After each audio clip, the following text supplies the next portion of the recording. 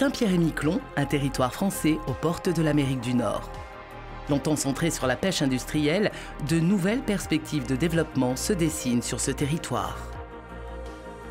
Le conflit qui oppose depuis 1977 le Canada et la France au sujet des 200 000 marins que réclamaient les deux pays autour de leurs côtes s'est terminé le 10 juin 1992 par une sentence du Tribunal international d'arbitrage de New York décidant de réduire la zone économique exclusive de la France au large de Saint-Pierre-et-Miquelon. C'est également en 1992 que le gouvernement canadien interdit la pêche à la morue en raison de l'épuisement des stocks, anéantissant l'industrie locale et plongeant l'archipel dans plus d'une décennie de marasme économique.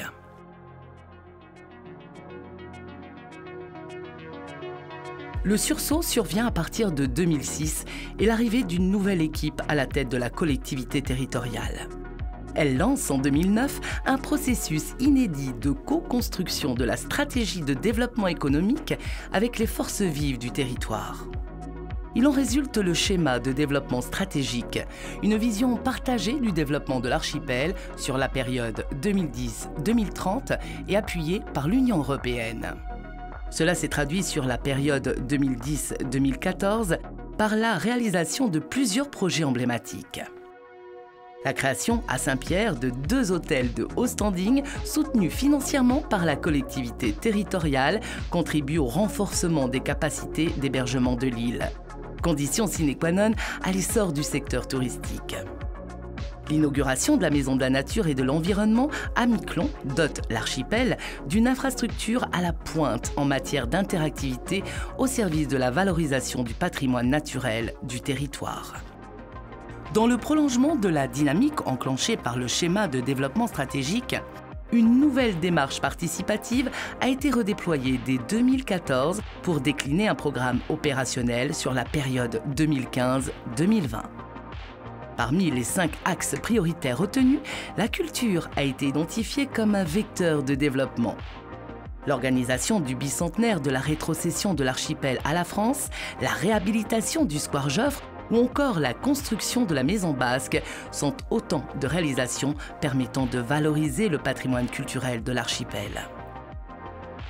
L'innovation a également fait l'objet d'une stratégie d'expérimentation territoriale à travers le projet pilote Fier SPM.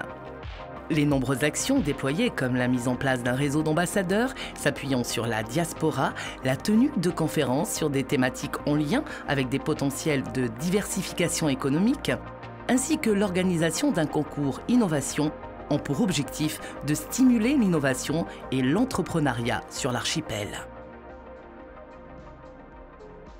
Véritable fer de lance du schéma de développement stratégique, le secteur touristique a fait l'objet d'une stratégie de marketing territorial ambitieuse sur la période 2016-2023.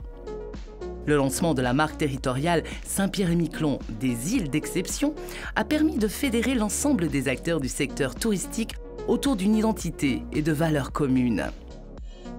La structuration de la filière touristique, la construction de relations partenariales avec la province de Terre-Neuve, les nombreuses actions de promotion au Canada, ainsi que l'amélioration de l'accueil des croisiéristes sont autant d'exemples concrets d'une montée en puissance du territoire sur le secteur touristique. La construction de l'aéroport de Saint-Pierre-Pointe-Blanche, inauguré en 1999, a offert au territoire un équipement moderne et sécuritaire en matière de desserte aérienne. Condition indispensable au développement du secteur touristique et de l'économie de façon plus globale, le désenclavement de l'archipel a été particulièrement amélioré depuis 2018. Au niveau maritime, l'arrivée de 2 ferries pour assurer des destinations triangulaires entre Saint-Pierre, Miquelon et le Canada ouvre de nouvelles perspectives en matière de développement touristique avec la possibilité de transporter des véhicules. Au niveau aérien, l'ouverture d'une ligne directe à titre expérimental entre l'archipel et la France métropolitaine place Paris à moins de 6 heures de trajet, ouvrant ainsi la voie au marché européen du tourisme. Sur le volet numérique, le déploiement d'un câble numérique entre l'archipel et l'île de Terre-Neuve va permettre au territoire d'enclencher sa transformation numérique vers un archipel connecté au très haut débit. Dans l'optique d'inscrire l'archipel dans un modèle plus résilient en matière de développement durable, la collectivité territoriale a impulsé plusieurs projets structurants.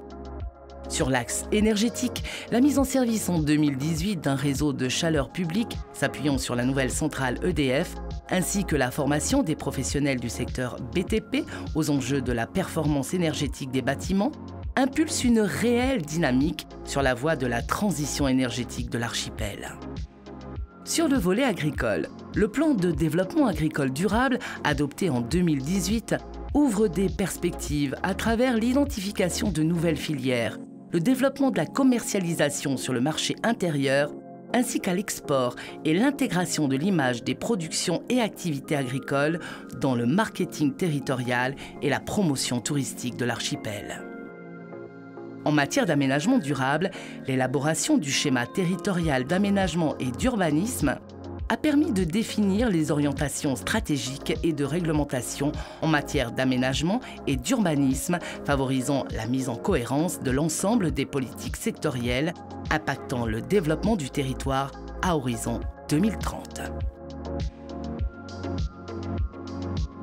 Avec un cadre de vie agréable et des dispositifs attractifs pour les investisseurs, l'archipel de Saint-Pierre-et-Miquelon est un territoire à découvrir, prêt à vous accueillir.